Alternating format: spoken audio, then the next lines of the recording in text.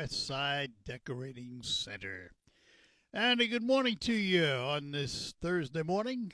Nice to be back with you. Yesterday, just want to take a quick moment here to thank the regional chambers of commerce, Saginaw Bay Chambers, Mount Pleasant Chamber, and the Midland Business Alliance. They had their regional chamber meeting yesterday, and I was fortunate enough to receive an individual award. So I thank them very much for that. Although I can think of a lot of people probably as or more deserving than I am, but I accept it with gratitude.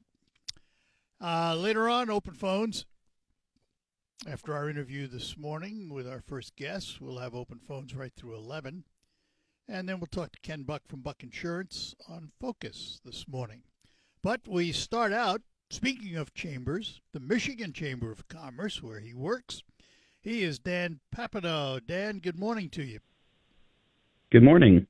Thanks for being with us today. The topic is an interesting one, poll workers. And I know a lot of the local clerks put out notices looking for poll workers. I was surprised to see that the statewide chamber had an interest in this. Yes. Well, poll workers are in huge demand, and the county clerks we talk to across the state are desperately looking for clerks, and elections are important. They're important to our communities, they're important to us as individuals, and they're important to the business community. So the Michigan Chamber got involved and asked how we could help the recruitment effort for poll workers. And here we are. We created Support MI Clerks, and we're doing everything we can to spread the word through the business community that we need poll workers. So let's talk about the job itself, the poll worker. What should someone expect if they decide they want to do this? Yeah, so a poll worker, they're the people you see when you walk into the polling location. They check you in, they hand you your ballot, they help you run your ballot through the machine. They give you that fun little sticker at the end, and they're really there to support the clerk and the clerk staff with anything they need help with.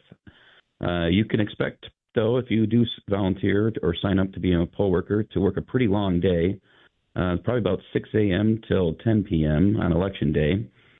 And then with early voting, there's 9 days that your polling location is open ahead of election day now. You may be called to work those days as well, but it depends on your schedule. Your clerk will work with you and assign you times and days to work that work for you. They're desperate for poll workers, so they'll work around your schedule as much as they can. Dan, are these paid positions or voluntary? They are paid, and I'm glad that you asked that because I mentioned volunteerism, but no, it's actually a paid position, and you can expect to make about $175 to $300 each day that you work a polling location. Wow! You would think that would pull people out. You would think. Yeah, when you consider compensation for jury duty, this is way better. Yeah, way better. Is there, since the Michigan Chamber is involved, is there a website you've put up for more information on this? Yes, so you can visit our website at supportmiclerks.com. You can also go to the Secretary of State's website directly at michigan.gov/democracymvp. Both locations will send you over to the application to become a poll worker. You just fill that out, it goes to your local clerk. They get in touch with you. You'll have to do about a 1 to 2 hour training session so you can get comfortable with your duties, and then they'll assign you a day and a time and a location, and you show up at that time and do your duty. And do most people do that duty in the community they live in as opposed to crossing geopolitical borders and doing it someplace else? Yeah, so the demand for poll workers is so high that it's very likely you'll probably end up in your own precinct. And if you're not in your own precinct, you're probably within your same township or city. So you're not having to travel very far, and you'll still be very much in your community. And very much in demand. That's right. All right, so let's talk about that application again. Where do they find it? You can find it at supportmiclerks.com or michigan.gov/democracymvp. All right. Well, we appreciate the Michigan Chamber being involved, and let's hope we pull out a whole bunch of people for poll workers. I hope so. Thanks for the opportunity to talk about it this morning. You bet, Dan. Thanks a lot. Take care. Take care. Bye-bye now. Dan Papanow from the Michigan Chamber of Commerce. If you want to be a poll worker, there you go. All right, we're going to have open phones for the remainder of the hour and into next hour. 989-752-6111 is the number to call. Number of things to talk about. The first one that tops the list because the headline just screamed at me. U.S. national debt surpasses $40 trillion after doubling under Trump and Biden. First time it's ever been that high. And, is it a fiscal crisis in this country? $1 trillion worth of interest goes to pay for it. Ballooning costs for Social Security and interest payments. And I don't know what the answer is. Well, I know what the answer is, but it ain't going to happen. The answer is they stop spending like there's no tomorrow in Washington. Figuring out how to balance the budget. Yeah, maybe there'll be a little pain involved. But there's pain involved in paying off that $40 trillion because the interest that pays for that is money that can't be used for other things that we need in this country. So something has to give. The amount, $40.047 trillion, includes Treasury securities held by the public of $32.266 trillion and intragovernmental debt holdings of $7.782 trillion. Anyway, you look at it, that's a lot of zeros. And it has doubled in less than a decade. When Donald Trump was sworn in the first time back in 2017 actually, it was $19.95 trillion. Now, part of that increase occurred during the 2 years of borrowing to fund COVID-19 pandemic responses. Both Trump and Biden, while the fiscal policy choices of both presidents combined with long-running tax and spending imbalances account for the rest. I don't know the answer. Well, like I said, I know the answer, but I don't know the answer because there is no answer. Because it appears the people we send to Washington aren't willing to bite the bullet. They're not willing to sit down and thin the budget to where it's reasonable and practical and balanced. Now, every state has to balance. Local governments balance. Why can't the federal government do it? And, one way or another, this finds its way into your pocketbook. The more that's borrowed, inflation goes up. Other priorities get squeezed out of the budget. And eventually, it's our debt, we the people, because government doesn't have any money. They only have two sources of money. The main source is us, taxes. That's the main source. The secondary source is the printing press, and that costs us all money. So no matter how you look at it, no matter how you cut it, we're the ones paying the bill. We're paying the freight. $40 trillion. It's a big number. And not only that, it's hard to get your head around that because we don't think in trillions as an average person. Trillions is,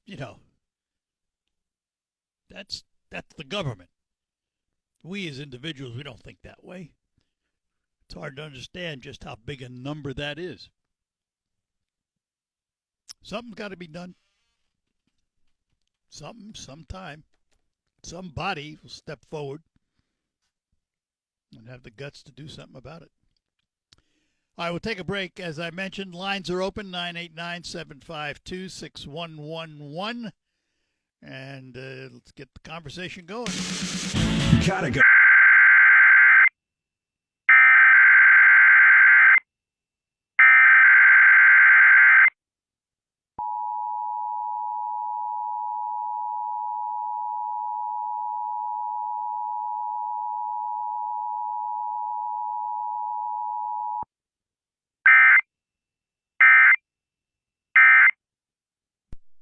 This is a test of the emergency.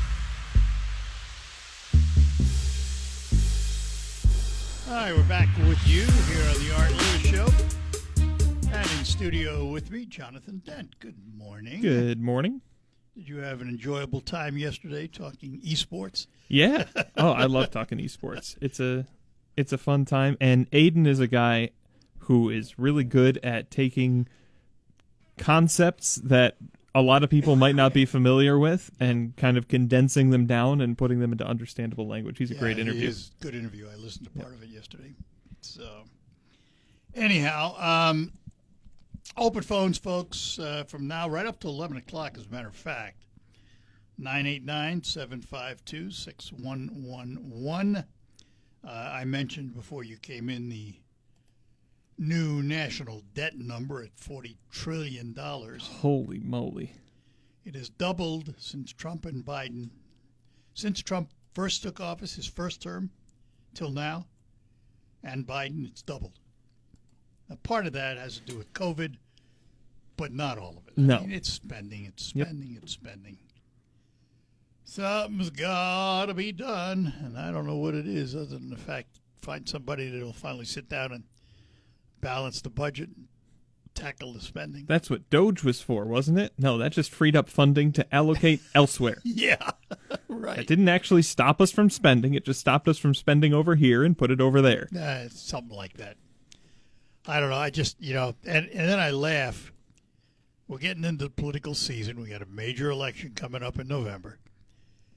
And in Michigan, what are the candidates talking about? Oh, we're going to get rid of the income tax. We're going to get rid of property tax. Yeah. We're going to reduce this. We're going to reduce that. Both sides. Yep. Which side's done it? Neither. They're both. Funny thing about their that. establishment people are in right now. No. Elect me, and then we'll do it. Yes, that's right. Elect me, then we'll do it. Got the carrot dangling in front of you. Yep. Well, what always amuses me, too, is the ones who have been in office who say, elect me and I want to do this, that, and the other thing. Well, what have you been doing while you've been in office? Start pushing it now, and then once you get reelected, you can finish it. Yeah. Yeah, something like that. Would you ever consider running for office? It's a great question. Yeah, there are situations that I could, but I'm not interested right now. I was asked it would start local. I was asked years ago to run for Congress, believe it or not. I wouldn't want to do that. No, I didn't want to do it either. No. And they said all the wrong things when they asked me. Yeah. So but I have never, ever had a desire to run for office. Never. I don't have a desire to, but I think if the opportunity arose and it seemed like a good thing to do, I'd do it. If you're calling in, let it ring. We'll get you answered here as quickly as we can. Well, we know who this is. You want me to run over there? I can. No. Okay. Whoops. Too late. Call back again. There he goes. He's calling back. All right. I forgot what I was going to say now. Running for office. Oh, running for office. I've never ever had the desire. And many decades ago, I was at a meeting where I heard Walter Cronkite speak, and he was asked about running because he was considered, the father of everything. Yeah. Walter Cronkite was the man, and everybody had thought if he ever ran, he'd be a shoo-in. And he said, no. He said, first, I don't have the fire in my belly for it, and second, I would look at it as a conflict of interest. Yeah, absolutely. So, and he was very honest about it, Yep. and how you can argue with it. Yep. The question is, and the one of the reasons that I never would ever do it, I didn't want to expose my family to the kind of abuse that comes with it. That's a good point. And we've reached a point where politics is no longer just a discussion of issues. It's personal. I've said enough things on air that I'd probably never get elected anyway. So You might, for what you said. You never know. You never know. It's just, I don't know. I shake my head at the way things are going today and wonder where it's going to end up. yeah. So, let's say good morning to Carl in Saginaw. Good morning, Carl. Good morning, Art and Jonathan. Speaking about running for office, I just heard on the news this morning about congressmen holding town halls.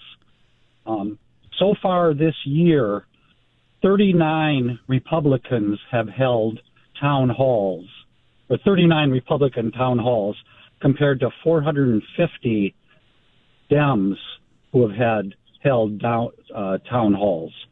So let me ask you something. Do you think? Let me ask you something. Okay. What's the benefit? A Democrat holds a town hall. Who's in the audience? Democrats. A Republican holds a town hall. Who's in the audience? Republicans. What do they gain from it? Well, I think the Republicans are afraid of getting booed by other Republicans when they stand up there and try to defend. And you're telling me there's no dissension in the Democrat Party right now with DSA? Is that what you're telling me? There is. But okay, well, let's all work both ways. Hiding. Hold on. They're not hiding from it. Carl, why do you bring that up? Well, it was on the difference. news this morning I'm wondering if Mike Rogers is going to have a town hall. Don't know, maybe. Will he hold any? He's been challenged to 5 debates by El Said. Is he going to accept any of those debates? Don't know. Haven't heard. Well, so can't speculate because he hasn't said. Well, it's not that far away to the election now. 75 days or something. It just seems like we would want to hear from Mike Rogers, where he stands. Yeah, I'd like to hear from El Said where he stands. Yeah, are you gonna have either of them on your show? We're in the process of reaching out to candidates All of and them. slowly putting that schedule together. Okay. It's tough because we don't want to put like 3 candidates, one right after another. So, and here's the other part of that. There's a 60-day window before the election where if we have one, we have to have all. And sometimes that can be a problem. for like congressional races and things like that, Yeah, where there federal are races. 2 candidates. Well, for even yeah. just policy for state races where there are 2 candidates, okay, that's easy. But for like a gubernatorial race where there's 5 candidates, we got to invite them all on. Yep. So it's a scheduling logistical Okay. thing, but we're going to try. Okay. And well, we if tend you to do do get Mike, we tend to do the federal and state races because there are so many locals we can't possibly do them. sure, I understand. If you do get Mike Rogers on, I would like to know if he has any differences between himself and Trump. Does he agree with Trump 100%, or are there some things that he disagrees with Trump? That's a great All right. question for any I would- Republican candidate. I would like to know. Yeah. I would like to know that. And the question I would ask El Said when he's on, does he agree with the Democrat socialists, or is he a moderate? Well, you just look at his policies and Well, I you understand can really that. see. But I'm still where he going to stands ask. on it. Yeah. Well, I would go by what he says, not what somebody else says. Oh, well, I would I go would, with what Mike focus Rogers on what says, he too. says. And I would do the same thing for Mike No, I think- Rogers. I would like to hear what Mike Rogers has to say. Yep. Okay. Oh, he All will right. be. I'm sure he'll be on. Okay, great. All right. Good All enough. right, thank you. Take care. Bye-bye. 989-752-6111. A break, and then we will be back. Let me take a moment to talk about my friends at Quick Lane Freeland. Now, when your car is dirty, you wash it. What do you do when your engine is dirty? Yeah, your engine gets dirty, you know. What happens is the pistons, the injectors, the valves, they build up with carbon and oxidize over time, and that tends to reduce performance and mileage. Well, no worries, because you can wash your engine internally with an engine performance treatment. It's 2 parts. One part goes in the tank and cleans everything that touches the gas. Second part goes in the engine and cleans everything that touches the oil. Now, the fuel treatment that you get at Quick Lane Freeland, as I mentioned, goes in the tank, and everything gas touches, including carbon buildup on injectors. And the oil treatment cleans the gunk and grime inside the engine. And after 15 minutes, they drain the oil and the sludge comes out with it. And this, by the way, works on both cars and trucks. You'll notice a difference right away. When you start your car to run smoother and quieter, gas mileage will increase, and you'll get some giddy up and go with a clean engine at Quick Lane Freeland. And remember, too, at Quick Lane Freeland, their tires are still only $5 over cost. Stop in today. Visit them at Quick Lane Freeland and ask for that liquid performance tune-up. We'll be back.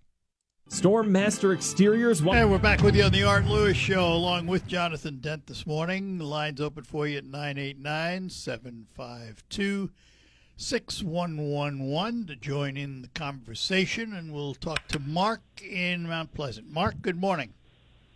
Good morning, Art. How are you guys? We're good. Hey, since we're talking about potentially having candidates on the program there, I got a couple questions, if you could relay to Jocelyn Benson. Voter rolls. She's going up for an election, but she's also in charge of who stays on the voter rolls as far as potential dead people and people that are not registered to vote properly. Will she be cleaning up the voter rolls? Would be my question. How has she come on that? And then my next question is the SPLC board she sat on. A lot of hate crimes, $3 million were paid out to individuals to perform hate crimes across the United States. Looking to see what she knew about that, her role. If you could ask her that question, that'd be great. And then El Sayed, there's a commercial out there of his parents funneling money to terrorist groups and so forth.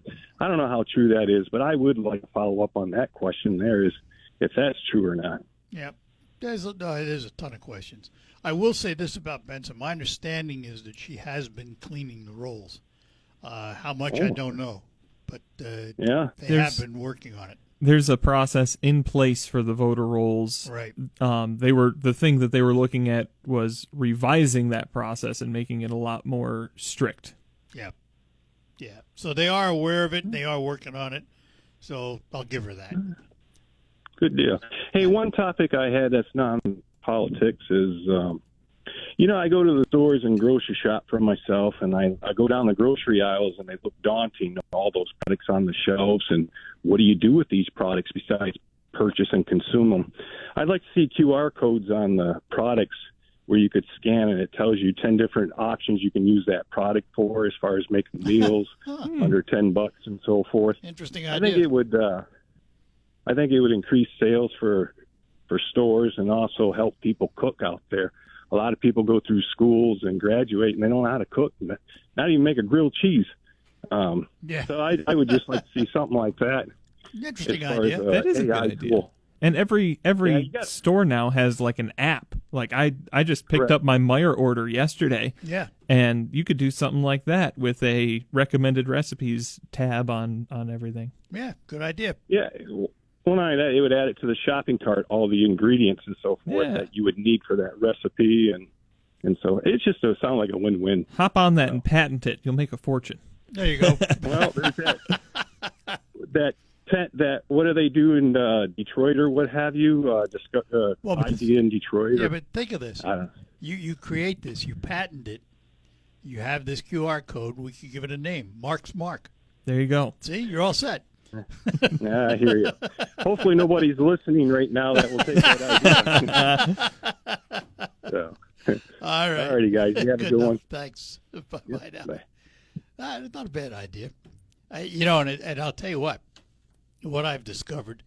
I've cooked all my life, one way or another. And I was lucky to be married to a very good cook. But when she passed, and I found myself all of a sudden solo, it's a lot tougher to cook for one than it was two. Yeah? Yeah. Oh, I like cooking for one. I just make a bunch of food on a Sunday or a Monday, and then I've got dinner for the rest of the week. Well, if you want to eat the same thing all week. Yeah. I don't mind that. Well, okay. Yeah. I mean, I assume your Sydney is a good cook. Yes. Yeah. That's one of the things that we really like doing together is we like That's good. to cook Yeah, together. So my wife and I did yeah. some. Yeah. Till she'd get upset She's- with me if I made a mess. She's better than me, and there's things she'd like me to do differently that she kind of holds her tongue on, but Well. All right, we're going to take a break. Lines open for you, 989-752-6111. Beautiful new floor. All right, we're back with you, Art Lewis, along with Jonathan Dent. I want to take just a moment before we get back to our phones here. Yesterday, when I wasn't here, I was at the regional chamber event, 15th annual Partners in Growth, and they were kind enough to give me an individual achievement award. But I wanted to mention the other award winners yesterday. The Quality of Life Award went to Morey Courts Recreation Center and the Morey Foundation, which is over in Mount Pleasant. That was sponsored by My Michigan Health. The Corporate Achievement Award went to DuPont, sponsored by TriStar Trust. And the Small Business Achievement Award went to RAH Advantage, sponsored by Go Great Lakes Bay. nice. Yeah. Congratulations Very nice. all around. And the speaker was excellent. Speaker was the president and CEO of Business Leaders for Michigan, Jeff Donofrio. He was outstanding. Nice. Really, really kept your attention. All right, back to the phones, and Connie is in Brant. Connie, good morning. Good morning, Art. All I need is I got a question, and I wonder if you would have any information that you could give me. On the news there on the radio station this last weekend, we heard one time that up in Missaukee County there had been 5 people shot to death, and I think the shooter was found dead also. And that seems like a real big deal, and we've never heard anything more. Do you have, any knowledge of what's going on up there? I don't.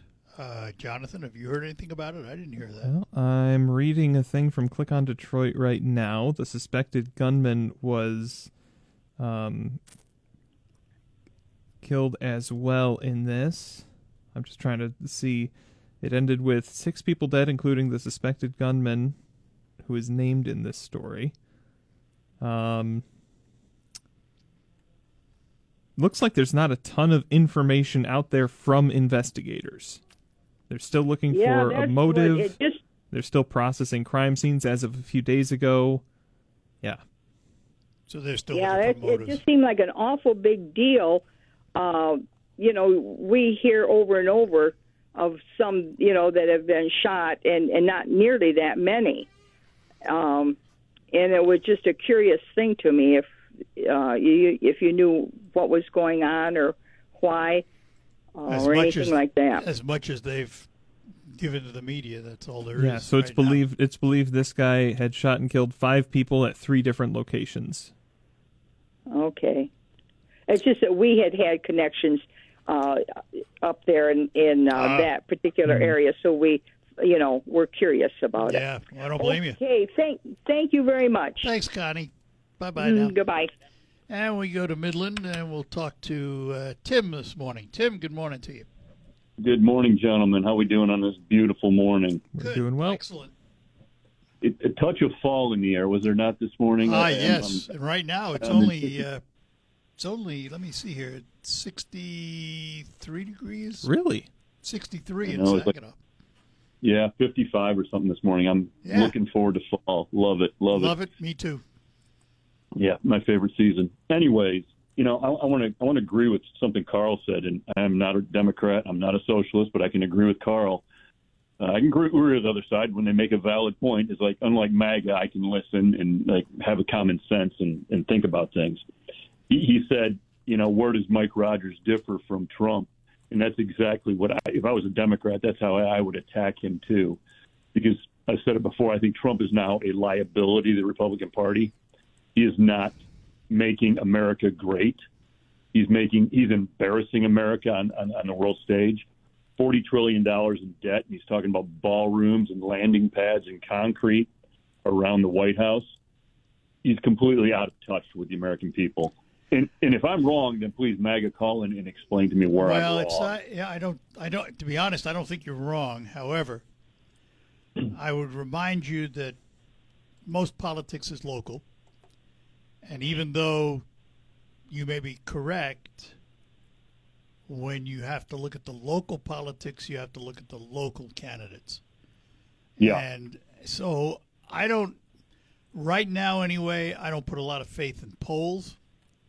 I don't put a lot of faith in all that conversation, that surrounds politics.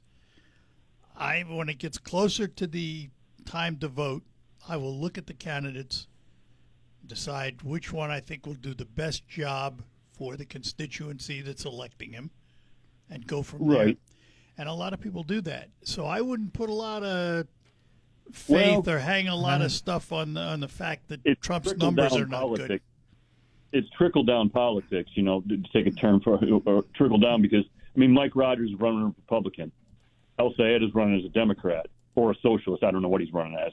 But go back to the point is, they're going to ask him, where do you stand on this and that? Right, no. Because he's working at a national level, and it's going to, do you disagree with Trump on anything? And that is, you can't. If you're a maggot, you cannot disagree with Trump on anything.